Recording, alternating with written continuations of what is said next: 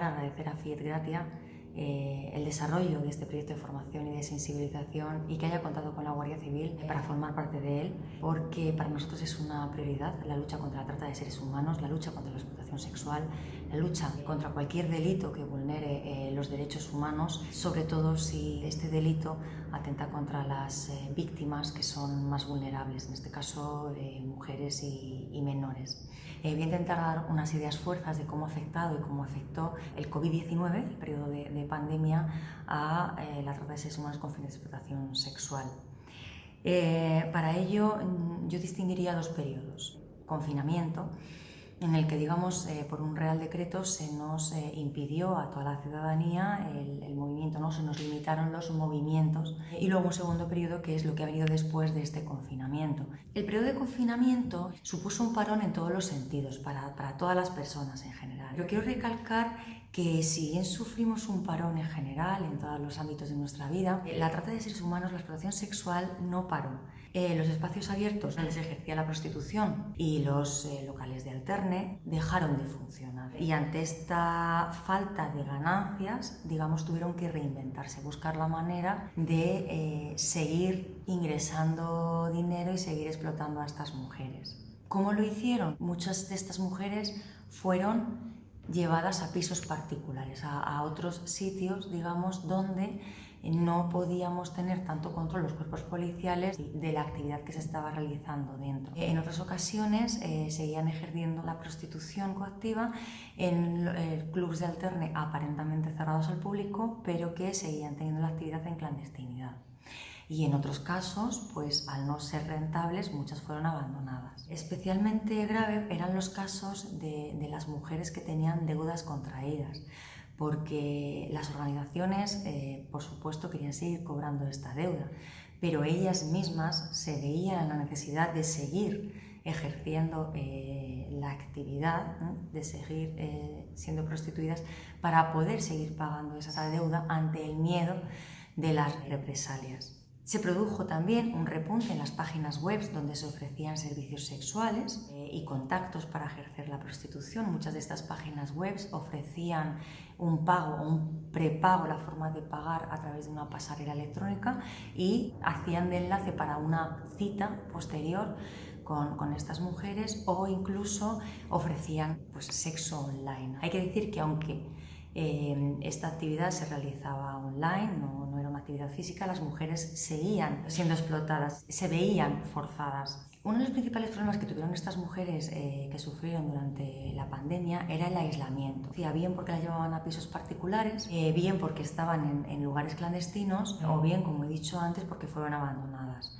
A la inseguridad que ellas sufrían de por sí, es decir, a la falta de seguridad física, al verse pues en sitios totalmente desconocidos para ellas y viéndose obligadas a seguir manteniendo esta actividad, seguir siendo explotadas sexualmente, se unía a que no tenían ningún contacto con ninguna ONG para facilitarles medicamentos o profilácticos. Tenían más riesgo aún de contagiarse ya no solamente de enfermedades comunes, sino también del propio COVID, y encima si añadimos que estas mujeres, la mayoría son mujeres extranjeras sin conocimiento del idioma y de nuestro sistema sanitario, pues sí sufrieron el COVID, no eran capaces de saber qué hacer ni dónde ir, ni por supuesto nosotros éramos capaces de llegar a ellas.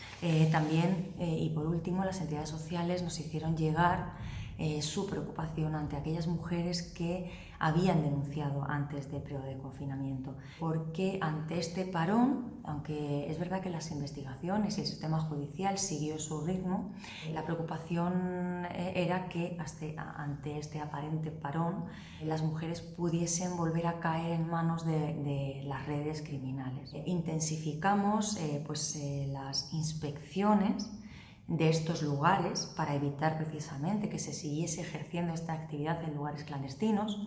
Intensificamos las relaciones con la seguridad social, con el cuerpo de inspectores de trabajo, evitar que esta actividad se trasladase a pisos particulares en los que a nosotros la actividad policial se nos hace más difícil, y para que las entidades sociales nos comunicasen si seguían teniendo contacto con las víctimas, si eran capaces de hacer el seguimiento de estas víctimas, dónde estaban, dónde se encontraban.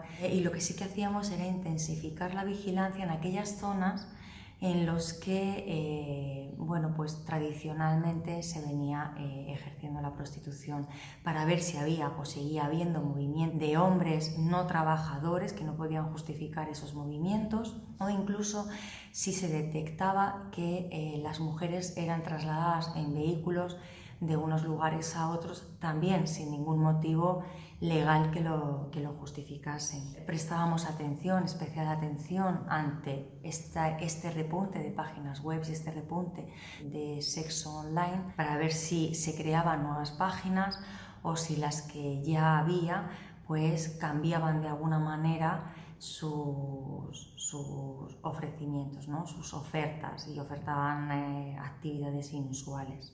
Recordamos, por supuesto, a todas nuestras unidades que con la aprobación del Real Decreto Ley 12/2020 del 31 de marzo de medidas urgentes en materia de protección y asistencia a las víctimas de violencia de género, también fueron decretados esenciales los servicios para las víctimas de trata de seres humanos, y que por lo tanto, si se detectaba que había mujeres en desamparo y los recursos que habitualmente o con los que habitualmente trabajamos estaban saturados, podían ser utilizados los alojamientos turísticos para tales fines.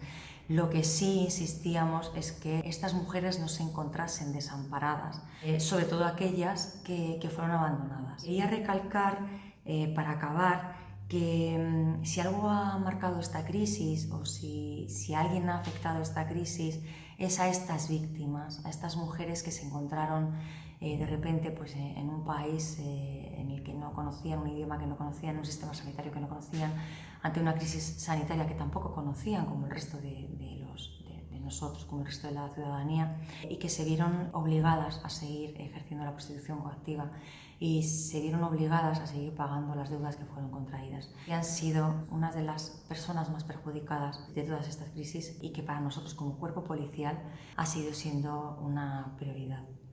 Muchas gracias por su atención.